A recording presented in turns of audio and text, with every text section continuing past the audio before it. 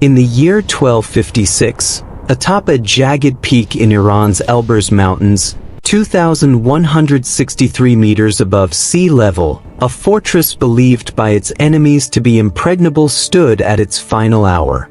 Imagine the scene. Morning mist curling through the rocky crags below. Stone walls so thick that siege engines had bounced off them for generations. Silence, the peculiar, suffocating silence that settles on a place just before catastrophe arrives. The kind of silence where every man on the ramparts knows, without speaking it aloud, that the end has come. Inside those walls, centuries of secrets, coded letters written in a dozen languages, vials of poison catalogued by effect and source, theological manuscripts that the outside world had tried to burn for 166 years.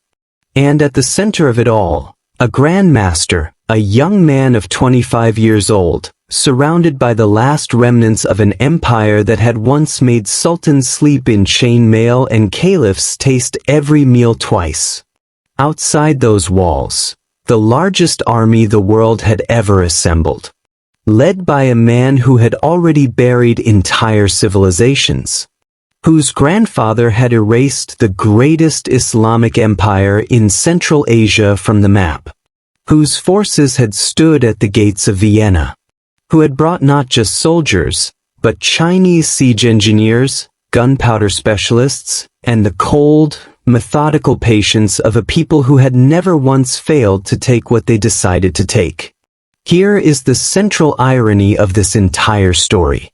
The deadliest cult in history, a group that had terrorized the Islamic world for over a century and a half with nothing but daggers, patience, and nerve, was undone not by a dagger in the night, but by daylight and overwhelming force. They had mastered the art of killing one man to stop an empire. And now they faced an enemy that couldn't be stopped by killing any man, or 10 men, or 100. Which raises the question you need to sit with as we go through this story together. 3 questions, actually. Did the assassins dig their own grave with the very tactics they perfected? Was this simply the inevitable fate of any small power facing a world-altering force? Or is this really the story of a world that changed, while one group refused to change with it?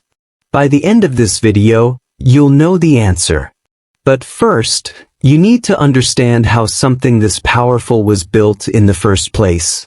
Before we go any further, drop a comment right now and tell me where in the world you're watching this from and what time it is there. This story began in the mountains of Persia over 900 years ago, and the fact that it's reaching you, wherever you are right now, is something I genuinely find remarkable. Before there were assassins, there was a wound. To understand what the Nizari Ismailis were, you have to understand what they came from, and to understand that, you have to go back to the year 680 AD, to a place called Karbala in modern-day Iraq. This is where the grandson of the Prophet Muhammad, a man named Hussein, was surrounded by a vastly superior army, given one last chance to surrender and submit, and chose to die instead. His death wasn't just a military defeat. It became the foundational trauma of Shia Islam. A wound so deep that it never healed, a story retold every year with the intensity of something that happened yesterday. And from that wound grew a faith of the perpetually persecuted, a faith of minorities, a faith of people who understood, from the very beginning, what it meant to be outnumbered, out-resourced, and targeted. Shia Islam had many branches. One of them was the Ismailis, sometimes called the Seveners, because they followed Ismail, the 7th Imam in the line of succession. The Ismailis were considered heretics by Sunni caliphs. But they were also considered too radical by mainstream Shia leaders. They were doubly hunted, pursued from every direction. And that persecution would harden them in ways that no comfortable majority ever gets hardened. In 969 AD, something remarkable happened. The Ismailis won. A Fatimid army swept into Egypt, founded the city of Cairo, and established the Fatimid Caliphate, an Ismaili empire that stretched across North Africa and deep into the Levant. They built Al-Azhar University, still one of the most prestigious centers of Islamic learning in the world today. For the first time in centuries, the Ismailis had not just survived, they had thrived. But by the late 11th century, the Fatimid Empire was rotting from within. Weak caliphs surrounded by scheming viziers, court factions, corruption, the kind of institutional decay that happens when a revolutionary movement wins power and then spends the next 100 years forgetting why it fought. Then came the moment that changed everything, 1094 AD. The Fatimid Caliph al-Mustansir died. Two of his sons both claimed the throne. Nizar, the eldest, was the obvious heir, and had been publicly designated as such. But the powerful vizier al-Afdal had other plans. He backed the younger, more manageable brother, al-Mustali, and used military force to put him on the throne.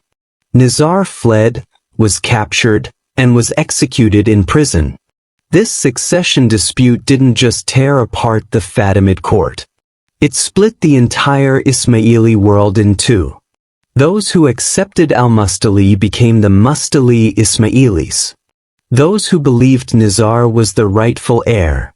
Those who refused to accept that a vizier could override divine succession became the Nizari Ismailis.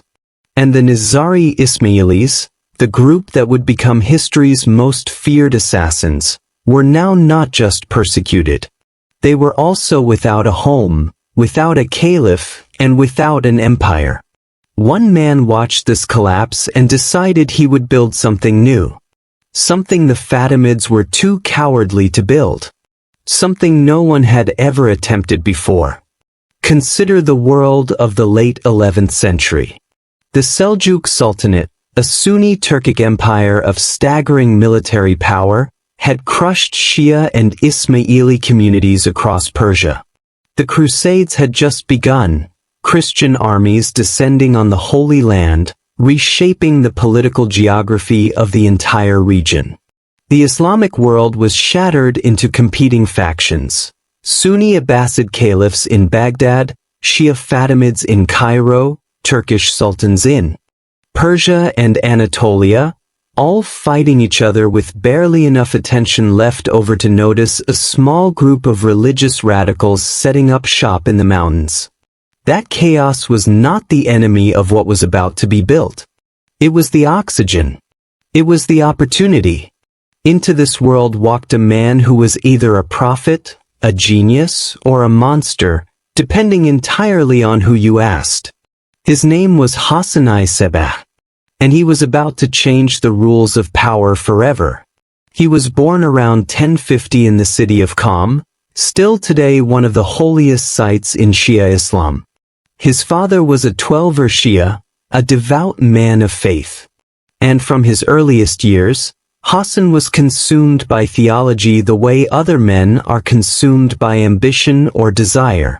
Not because he believed whatever he was told, but because he questioned everything he heard. As a young man, he moved to the city of Ray, near modern Tehran, where he received an education that was, by any standard of his era, extraordinary. He studied mathematics, astronomy, philosophy, the intricacies of Islamic jurisprudence. He was not just brilliant. He was the kind of brilliant that makes authority nervous. The kind of mind that asks the questions that have no comfortable answers. It was around this time that Hassan encountered the Ismaili missionaries, the Dis, who were operating underground throughout Persia. The encounter shook him. After years of searching through orthodox theology, he found in Ismaili thought a framework that answered the questions that had tormented him for a decade. His conversion was not the impulsive turn of a young man. It was the careful, deliberate conclusion of someone who had exhausted every other option. Legend, and some historical record, tells us that in his student years Hassan was acquainted with two other remarkable men, Nizam al-Mulk, who would go on to become the most powerful vizier in the Islamic world, and possibly Omar Khayyam, the poet and mathematician whose quatrains still read as fresh as the day they were written. Three men of towering intellect. Three paths that began in the same place and diverged into catastrophe. In the early 1070s, Hassan traveled to Egypt. Cairo was the intellectual capital of the Ismaili world, the place where the greatest theological minds of his tradition gathered, debated, and shaped the doctrine that Ismaili missionaries were spreading across Persia, Syria, and beyond. What he found there was both inspiring and deeply disappointing. The Fatimid court was brilliant in some corners and rotten in others. The scholars were serious, but the caliph was a figurehead. The vizier, Badr al-Jamali, was the real power, and he was not a man who tolerated intellectual rivals. Hassan, with his sharp tongue and sharper theology, quickly made an enemy of the court's most dangerous man. He was expelled from Egypt, sent away from the very center of his faith, rejected by the empire he had traveled thousands of miles to serve. Most men, rejected by the most powerful empire of their faith, would have gone home. Hassan-i Sabbah went to the mountains. The fortress of Alamut had existed for 2 centuries before Hassan arrived. Perched atop a narrow rock formation approximately 180 meters above the valley floor, in the Alborz mountain range south of the Caspian Sea, it was an almost comically defensible position. A single narrow track led to its gates. Its name, in the local dialect, may have meant eagle's nest, and looking at its position on the rock, you can understand why. When Hassan identified Alamut as his target, he had no army. He had missionaries, patience, and a genius for infiltration that has never been fully appreciated by history. For 3 years, he sent his missionaries into the villages and communities around Alamut. One by one, the farmers, the craftsmen, the soldiers garrisoned in the fortress converted to Nizari Ismailism. Hassan moved through the region in disguise, operating under a false name, building his network from the ground up.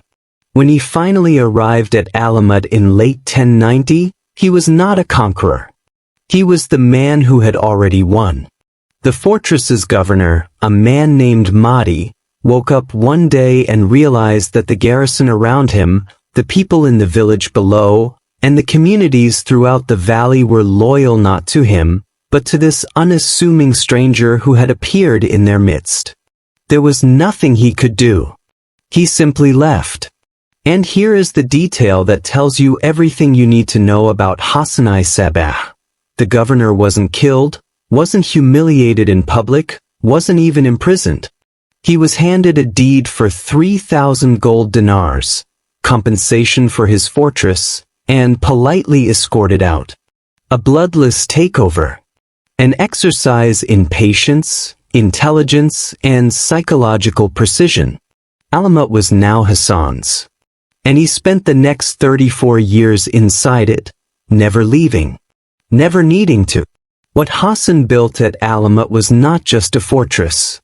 It was a university, a library, a theological seminary, a garden of rare plants brought from across the known world, and, yes, a training ground for some of the most effective killers in history. His theological innovation was called Talim, the doctrine that only a living, authoritative imam, present in the world, could convey divine truth. This was radical.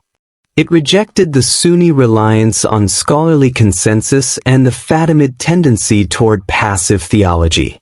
It demanded a living chain of authority, and it placed Hassan-i Sabbah at the center of that chain as the representative of the hidden imam. Hassan's personal life at Alamut was a study in almost terrifying asceticism. He fasted. He prayed. He read. He wrote. By all accounts, he rarely laughed and never compromised. He reportedly had both of his sons executed, one for drinking wine, which violated Islamic law, and one for an unauthorized killing that had political consequences. He sent his own family away early in his reign. He had no interests except theology and the survival of his mission. His weapon was the fida-i, meaning in Arabic, those who sacrifice themselves. These were not mindless killers, not the drug-addled fanatics of Marco Polo's fever dreams. That Garden of Paradise story, written 200 years after Hassan's death by a Venetian merchant who had never met an assassin, is almost certainly a fantasy that tells us more about what Europeans wanted to believe than what actually happened in Alamut. The historical and scholarly consensus is clear. There is no reliable evidence that hashish played any role in the training or motivation of the fida-i. What was real was something both simpler and more terrifying than drug-induced obedience, genuine belief. The fida-i were selected young, educated over years in theology, languages, disguise, patience, and the specific psychology of operating alone inside hostile territory. They were made to feel chosen, sacred, part of something that mattered more than their individual survival.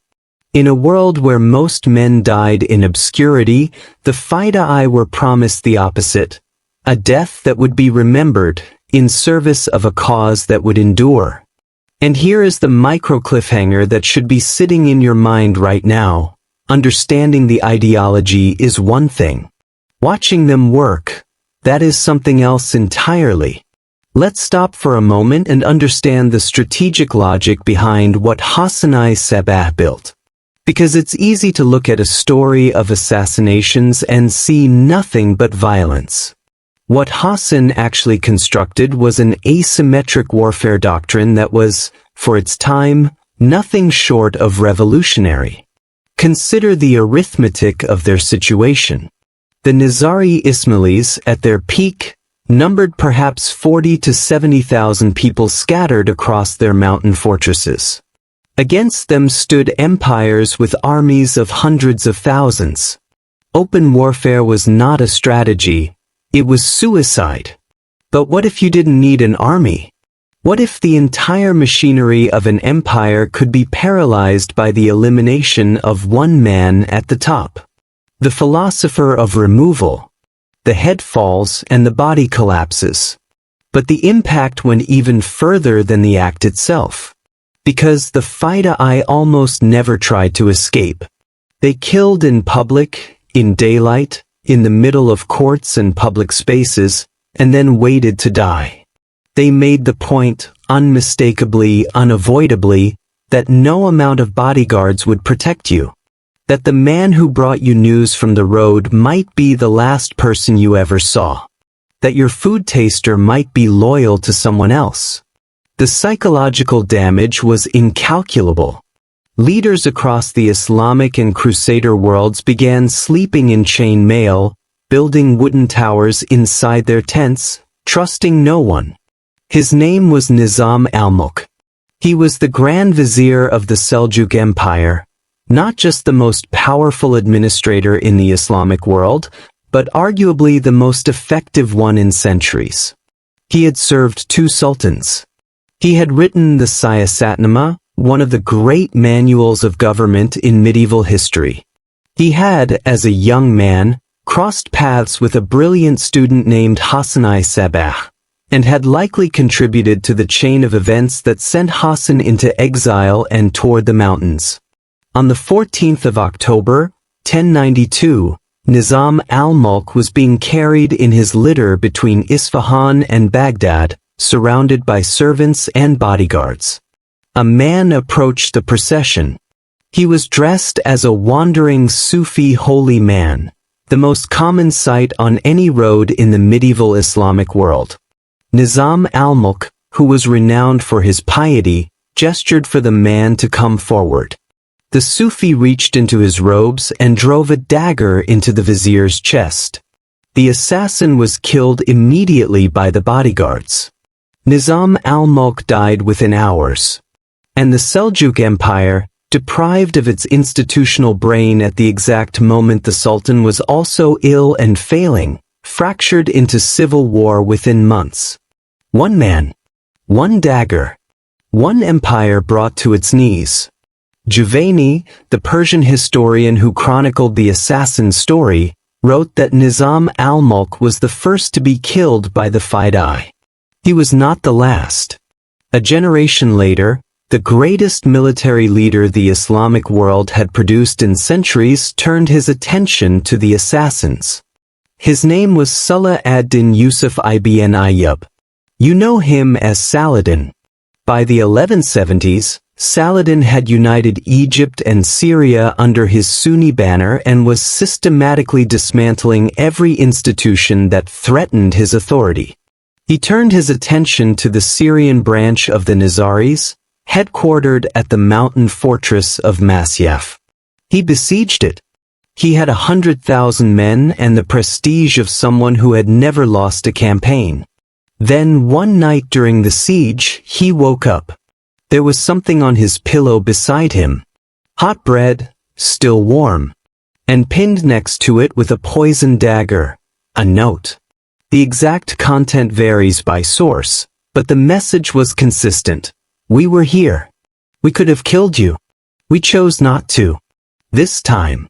Saladin's historian Ibn Khaldun recorded that the Sultan became profoundly shaken. He surrounded himself with candles through the night, demanded chalk dust be spread around his tent to detect footprints, constructed a special wooden tower to sleep in. He raised the siege for no stated military reason. And he sent a letter to the assassin Grand Master.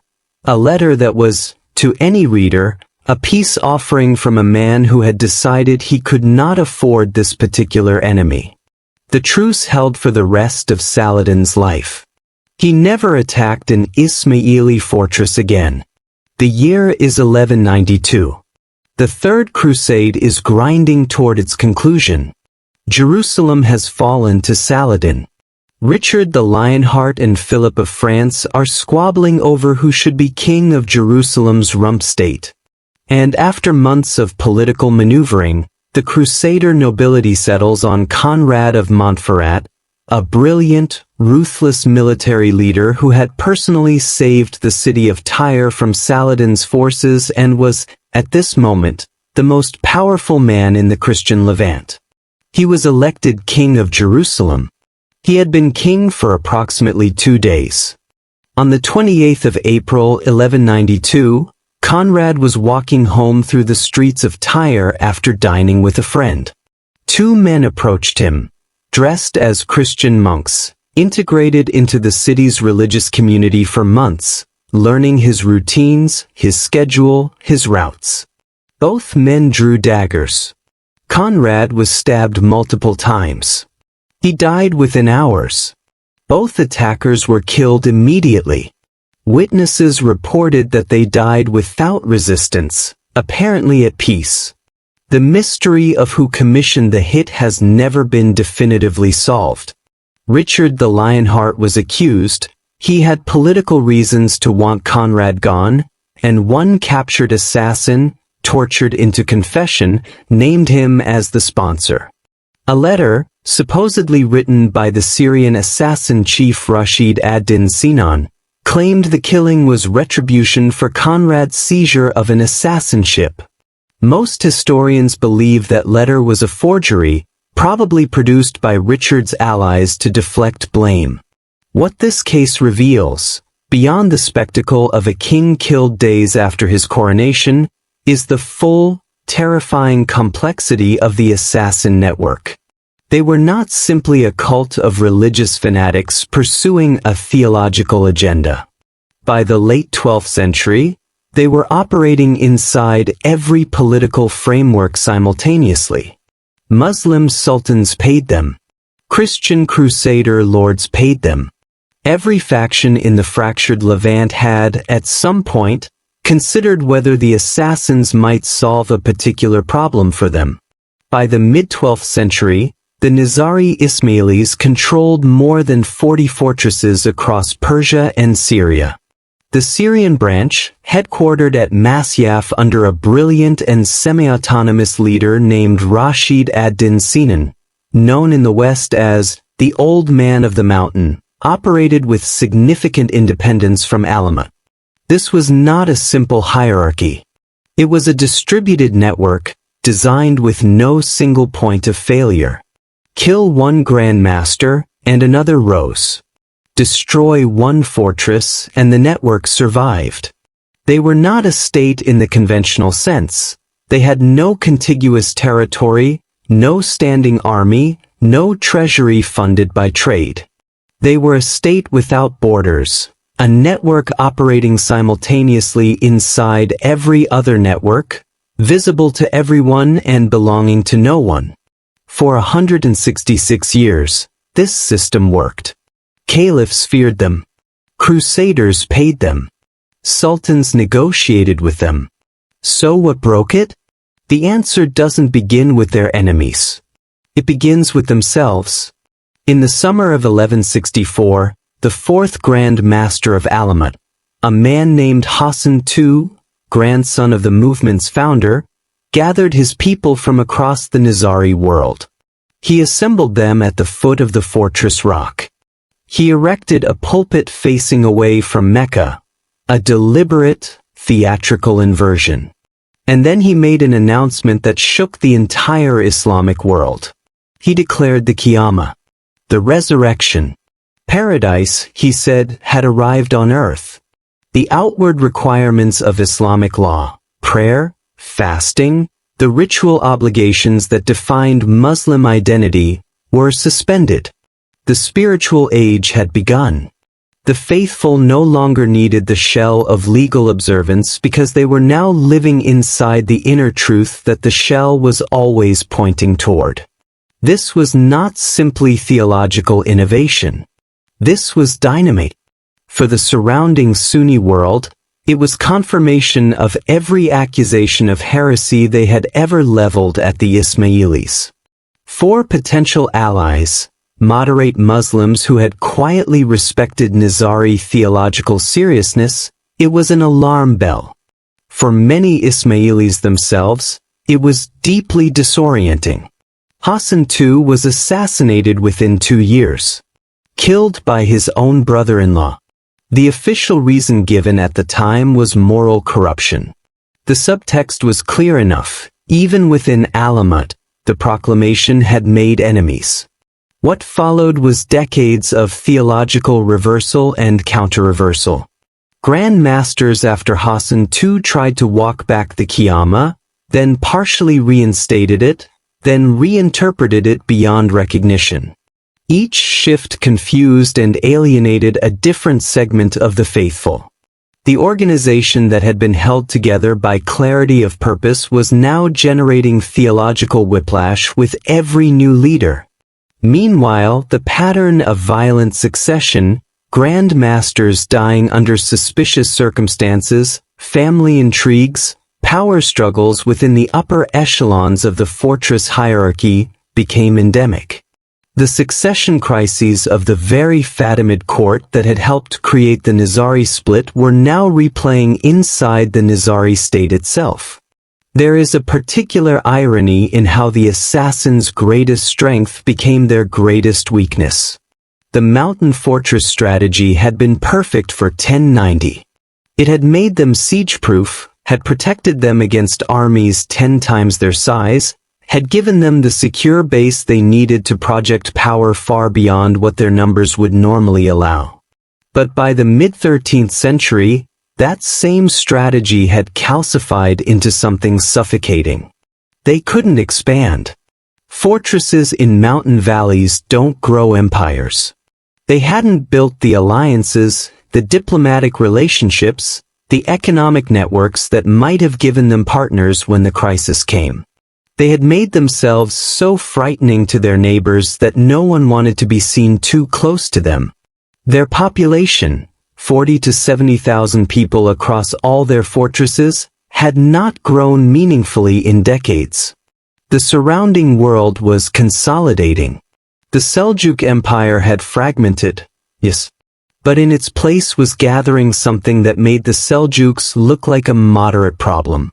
In the first decade of the 13th century, a grand master named Jalal al-Din Hassan V made a dramatic gambit. He publicly burned Ismaili books. He declared himself Sunni. He invited Sunni scholars to Alamut. He wrote to the Abbasid Caliph in Baghdad, asking to be recognized as a legitimate Muslim ruler. It was a fascinating strategy, and it failed completely. The Sunni world remained deeply suspicious of the man whose grandfather had declared the resurrection. The community was alienated by the spectacle of their leader burning their sacred texts to court political acceptability. When he died and his son resumed a more traditional Ismaili course, the Sunnis they had courted simply filed it away as confirmation that the Ismailis couldn't be trusted. By the 1240s, the Nizari state was diplomatically isolated, theologically confused, and militarily stagnant. The last Grand Master before the catastrophe, Ala al-Din Muhammad III, spent his final years increasingly erratic, possibly in the grip of serious mental illness. His own son and designated heir was reportedly planning to remove him from power before he was found dead under suspicious circumstances in December 1255. They had been feared by the world for a century and a half. Now they were simply waiting. You need to understand what the Mongols were because conquering army does not begin to cover it. Genghis Khan had died in 1227 after spending 20 years erasing the political map of Central Asia. The Khwarezmian Empire, one of the largest Islamic empires in the world, stretching from the Caspian to the Persian Gulf, was so thoroughly destroyed that some of its major cities never fully recovered. By 1241, Mongol armies had ridden through Russia, Poland, and Hungary and were standing at the gates of Vienna when news of the Great Khan's death turned them back east. Estimates of the total death toll from the Mongol conquests of the 13th century range from 30 to 40 million people, a significant fraction of the entire human population of the time. These are numbers that collapse the imagination. Entire civilizations, agricultural systems, libraries, cities, gone. But the Mongols were not just violent. They were systematic.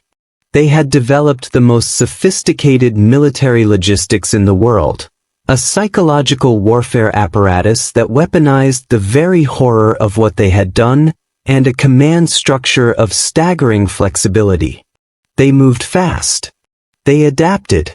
They incorporated the best military technology from every civilization they conquered: Chinese siege engineering, Persian administrative expertise, the navigational skills of steppe horsemen, and combined them into something that the medieval world simply had no framework for understanding. In 1251, the great Khan monk took the throne of the Mongol Empire. He had two tasks in mind for his younger brother Hulagu: destroy the assassins, and then take Baghdad. There was likely a practical reason alongside the political one. The Nizari Ismailis had, according to multiple sources, dispatched Fida I to attempt the assassination of Monk Khan himself. The attempt failed. If anything, it accelerated the Mongol timeline. Hulagu set out from Mongolia in October 1253. He took his time getting there, methodically, patiently, gathering forces at every stage. His army, by the time it entered the assassins' heartland, numbered an estimated 120,000 to over 138,000 men. He brought Chinese gunpowder specialists. He brought engineers capable of assembling siege weapons on mountain slopes. He brought his Nestorian Christian wife, Doku's Khatan, whose presence alongside a force pointed at the Islamic heartland carried a message that everyone understood. Hulagu Khan was not coming to negotiate. He was coming to end something. Let's be precise about this because it matters. The assassin's entire strategic arsenal was built around a single insight, that targeted elimination of key individuals could paralyze hierarchical political systems. It was a brilliant insight. It had worked for 166 years. And against the Mongols, it was completely, catastrophically useless. The Mongols didn't have one man whose death would collapse the system. Kill a general and 3 replacements appeared. The command structure was decentralized in ways that made it almost immune to the one tool the Fidai had mastered. Beyond that, the Mongols had seen too much destruction to be frightened by reputation. They had faced the armies of civilizations far larger and more powerful than the Nizari state. The psychological terror that had made caliphs sleep in chain mail simply did not register against men who had already buried the Khwarezmian Empire. And then there was the arithmetic.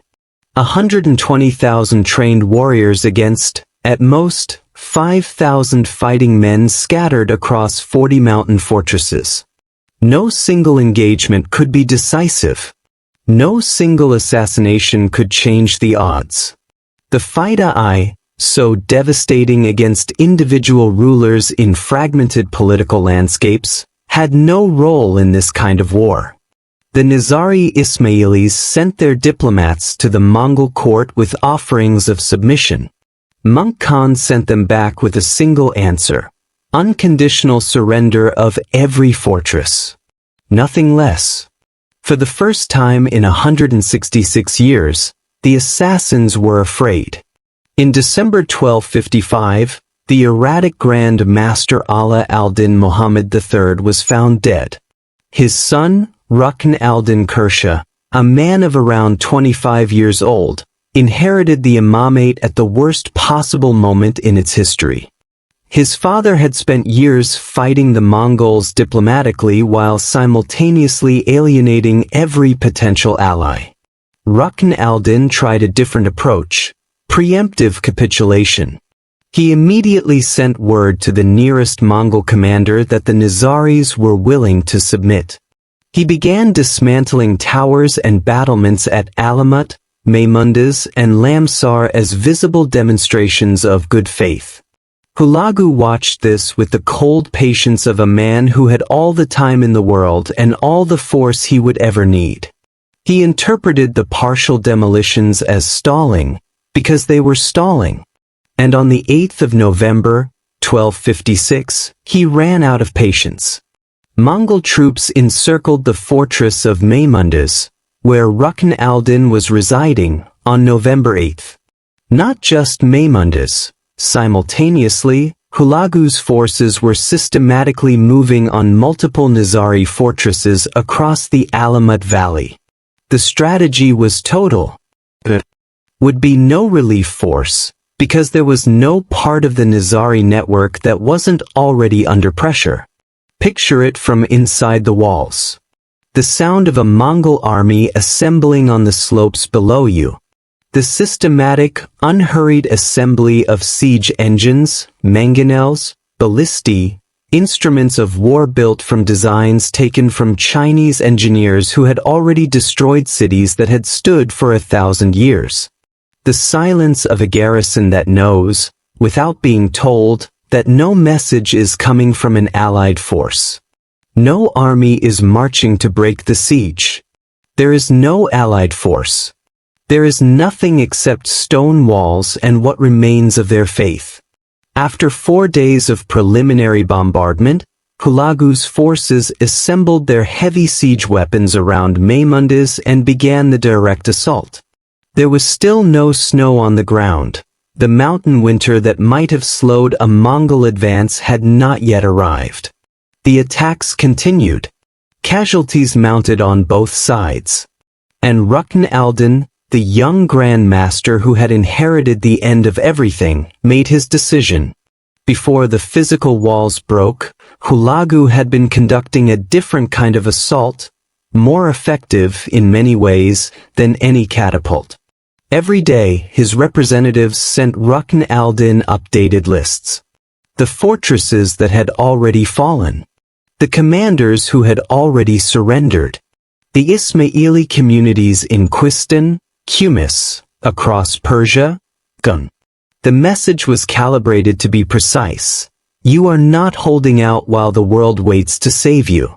The world is already gone. You are the last remnant of something that has already ended. Surrender now and live. Refuse and join the ashes. And it worked, not because it was threatening, but because it was true. On the 19th of November, 1256, Rukn al-Din Kursha descended from the walls of Maymundus. Hulagu, by several accounts, treated him with initial courtesy. The relationship between captor and prisoner was, at least at first, almost cordial. Hulagu gave him gifts, called him by his title, presented him with the dignified form of captivity that the Mongols extended to rulers who surrendered rather than forcing a bloody siege to its conclusion. But Hulagu also had an immediate use for him. Rukn al-Din, as the Imam of the Nizari Ismailis, commanded the absolute obedience of his followers. That absolute obedience, which had been the source of the assassins' fearsome discipline and loyalty, was now being turned against them. Hulagu instructed Rukn al-Din to send word to every remaining Nizari fortress. The Imam himself orders you to surrender and dismantle your walls. And the commanders, bound by a doctrine of total obedience to the Imam, complied. One by one after another, because their own master had told them to. The commander of Alamut fortress itself was a man named Makadam al-Din. Even with the written orders of his Imam in his hands, he hesitated. There was something in him, something of the old spirit of the place, the memory of what Alamut had been, that made him wonder, is the Imam sending this message freely, or under duress? But in the end, the doctrine of obedience was stronger than his doubt. He descended. The Mongol army entered the eagle's nest that had defied the world for 166 years. Hulagu's forces set about the systematic demolition of the fortress. The Persian historian Abd-al-Malik Juvayni was present, and he described what they found inside with a combination of wonder and horror. The chambers, the galleries, the deep cisterns stocked with wine, vinegar, honey, preserved goods enough to supply a garrison through years of siege. The gardens, the astronomical instruments, the weapons, the caches of gold, and the library. 400,000 manuscripts, by some accounts. Theological texts, scientific treatises, histories, philosophical works. The accumulated intellectual legacy of a century and a half of serious, disciplined scholarship conducted in the most unlikely setting imaginable, an eagle's nest in the mountains of Persia. Juvayni noted that the scholar Nasir al-Din al-Tusi, who had been living at Alamut as a kind of honored captive, helped catalog what could be salvaged. Al-Tusi himself would go on to become one of the greatest astronomers of the medieval world. What couldn't be salvaged was burned. The Jami al-Tawarik of Rashid al-Din Hamadi, written 50 years later, preserves a miniature painting of the siege. The flames rising from the library.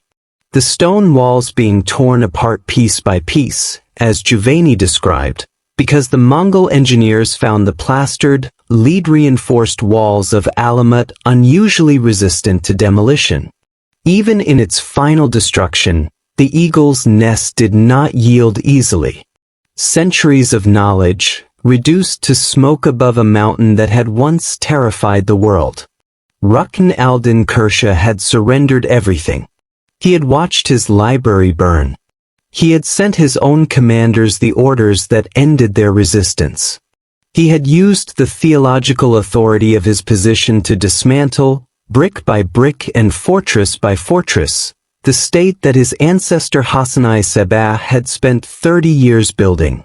He asked Hulagu for one thing: permission to travel to Mongolia and present himself in person before the great Khan monk. Perhaps the hope, however desperate, had to have existed. Perhaps monk would see a use for him. Perhaps the imamate could survive in some diminished form under Mongol suzerainty. Hulagu agreed. The journey to the Mongol capital at Karakoram was thousands of miles. It took months. And when Rukn al-Din arrived, Monk Khan received him and delivered a verdict of complete indifference.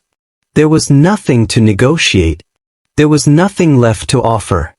And the continued existence of the Imam of the Nizari Ismailis, a man who might, at any future point, serve as a rallying figure for whatever Ismaili communities survived, was simply an unnecessary complication. En route back toward Persia, somewhere in the mountains of Central Asia, in the year 1256, Rukn al-Din Kersha was killed by his Mongol escorts. His family and retinue were killed with him. He was 25 or 26 years old. He had inherited the end of the world. He had tried, in the only way available to him, to keep some fragment of his people alive by giving up everything else. He had surrendered his dignity, his independence, his library, his fortresses, and his faith's institutional existence. And at the end of a road in Mongolia, none of it mattered. He was 26 when it found him. The fall of Alamut did not end the killing. In the months following the surrender, Mongol forces moved systematically through the areas of Nizari Ismaili population across Persia. Estimates range widely, but the scale was catastrophic. Tens of thousands of people, possibly over 100,000, killed in the consolidation that followed the fall of the fortresses. This was not just warriors killed in battle.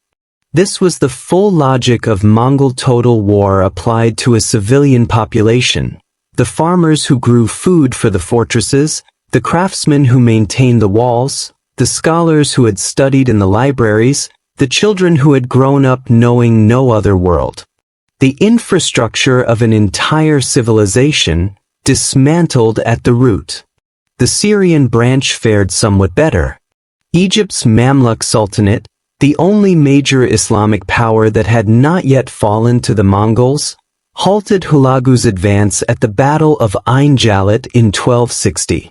The Mamluks' victory saved Syria from immediate Mongol occupation, which meant the Syrian Nizari fortresses, including Masyaf, survived for decades longer.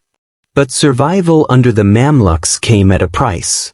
The Syrian Nizari branch gradually became what the assassins had always, from a position of strength, avoided becoming: instruments of someone else's agenda. Their independence was gone. Their fearsome reputation was now rented out rather than wielded in service of their own cause. The last politically significant assassin operations, in any meaningful sense of an independent Nizari state exercising strategic violence, faded by the early 14th century. The Syrian fortress of Masyaf fell to the Mamluks in 1267. The last Nizari fortress in Persia, Gurdku, held out through sheer isolation and supply until 1270, falling 14 years after Alamut. And now, here is the thing that the Mongols did not know, the thing that history almost forgot to record, the thing that turns this entire story on its head. The Nizari imamate didn't die at Alamut. The imams went underground. For centuries, the line of imams continued in secret. Hidden in Persia, then in Afghanistan, then in India, moving through time in a kind of spiritual underground railroad, known to their followers, invisible to their enemies. The doctrine of the hidden imam, which had always been central to Ismaili theology, became quite literally true. The imam was hidden, and the faithful found him anyway. In the 19th century, the imam emerged publicly again. The title Aga Khan was formally granted by the Shah of Iran in the early 1800s. And the line, unbroken from the house of Ali through to Nizar through to the lords of Alamut, continued into the modern world. The 49th Imam of the Nizari Ismailis was His Highness Shah Karim al-Husseini, Aga Khan IV. Born in 1936 in Geneva. Educated at Harvard University. He led the Ismaili community for 67 years, until his death in February 2025. He was the founder of the Aga Khan Development Network, operating in more than 35 countries, running universities, hospitals, schools, and microfinance institutions, reaching over 200 million people with programs for health, education, and economic development.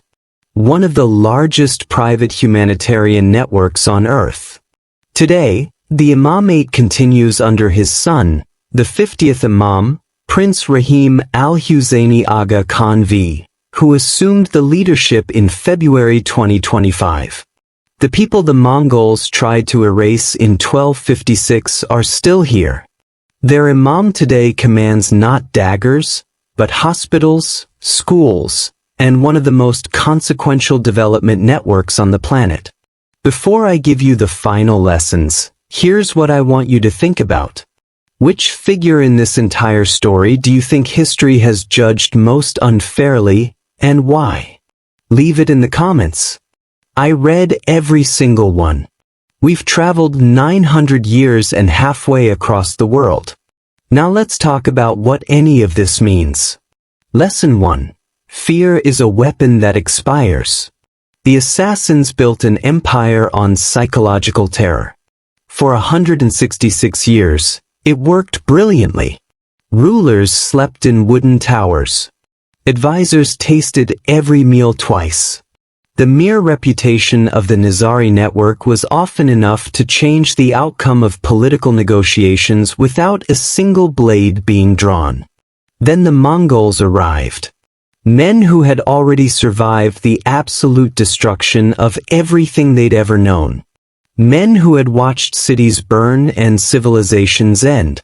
Men who were, collectively, incapable of being frightened by a reputation, because they had seen far worse than anything the assassin's reputation described. When your power rests entirely on what people think you can do, the moment someone decides not to think it anymore, the moment someone simply doesn't care, everything collapses. Authority built on perception without substance is always one serious challenge away from total collapse. Lesson 2. Tactics that win one era can become your prison in the next.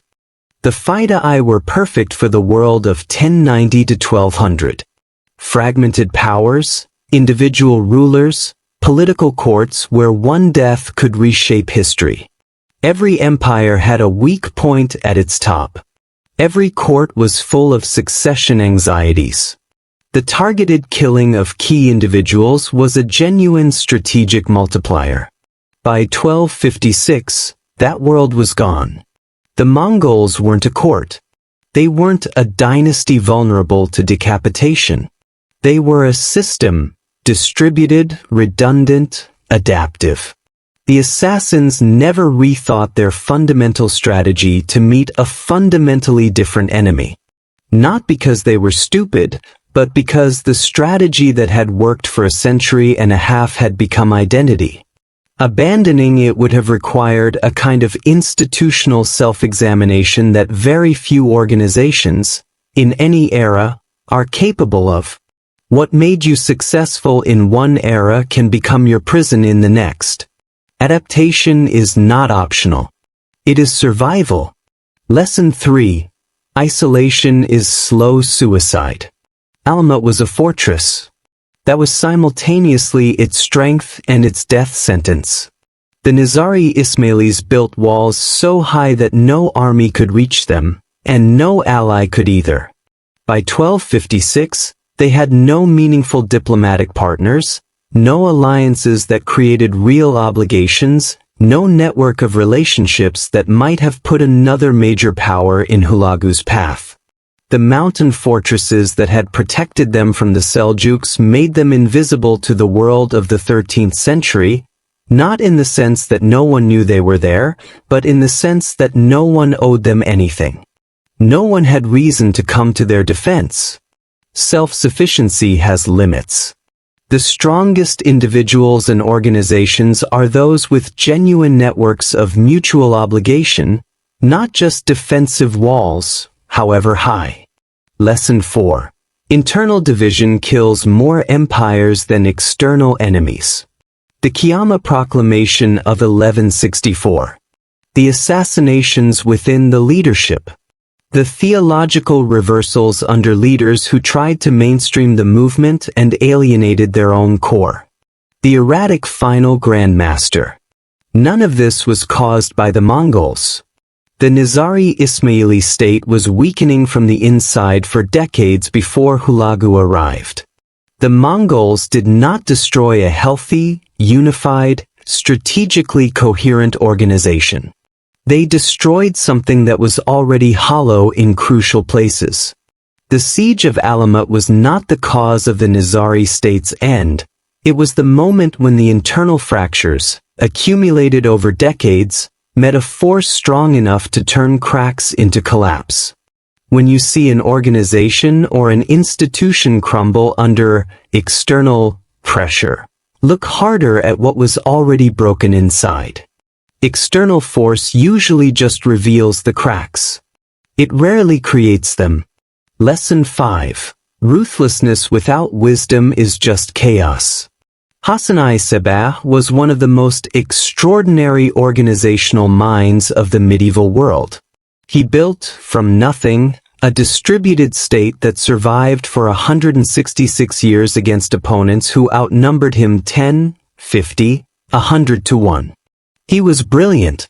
He was also, in crucial ways, too brittle. He executed his own sons.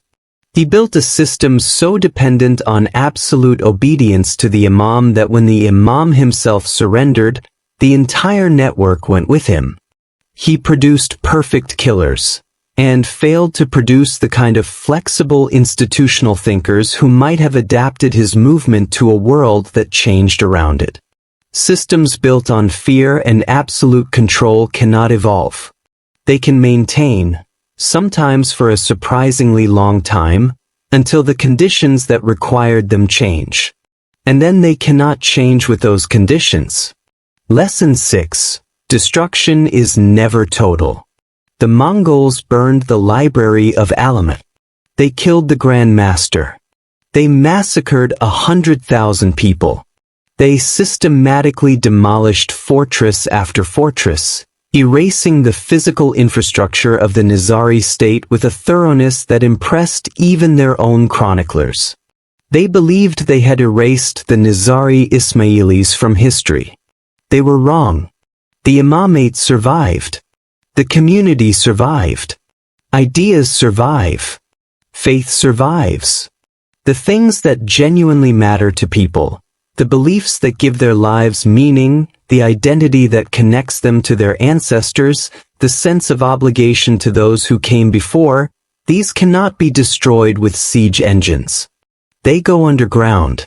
They travel in memory from parent to child. They cross borders in the minds of refugees. The Mongols are gone. Their empire fragmented within a generation and dissolved within two. The Seljuks are gone. The Fatimids are gone. The Crusader kingdoms of the Holy Land are gone. The Nizari Ismailis are still here. In 1256, a fortress fell. A library burned. A people were scattered to the winds of history. A young man of 25 years old walked down from his walls, handed over everything, and was killed on a road in Central Asia, alone. But here's what the Mongols didn't understand, what all the great destroyers of history never fully understand. People who survive persecution long enough to build something don't store it in fortresses. They store it in themselves. In the language. In the bloodline. In the prayer passed quietly between parent and child across 8 centuries of hiding. in the memory of a mountain in Persia where, once, something extraordinary was attempted. The Mongols are gone. Their empire is a history lesson. The Nizari Ismailis are still here, still led by a living imam, still building, still caring for their sick, still educating their children, still expanding into the world rather than retreating from it. History isn't just about the past. It's a mirror reflecting the present and a compass pointing toward the future. If this video made you think differently about power, about survival, about what it means to be remembered, share it with someone who needs to hear it. And I'll see you in the next one.